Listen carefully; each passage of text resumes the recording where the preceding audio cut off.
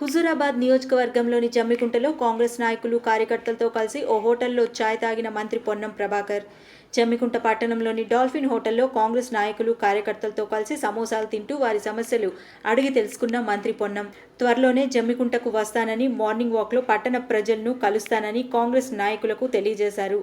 జమ్మికుంటకి మంత్రి పొన్నం ప్రభాకర్ రావడంతో కార్యకర్తల్లో మంచి ఉత్సాహంతో మంత్రి పొన్నంకు కరచాలనం చేస్తూ ఆనందించారు. మంత్రి పొన్నం ప్రభాకర్ వెంట సీనియర్ కాంగ్రెస్ నాయకులు, కార్యకర్తలు పాల్గొన్నారు.